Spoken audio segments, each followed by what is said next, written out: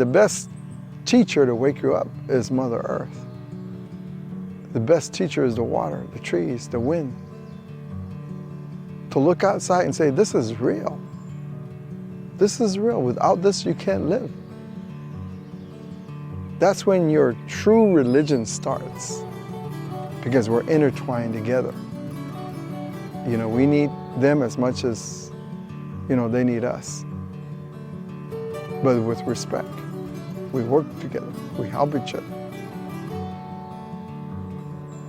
So I just say that to the people out there. You already have it. You don't have to look for it. But go there and greet yourself. Go there. Go there. And then as you're in those deep sleeps, it will begin to talk to you.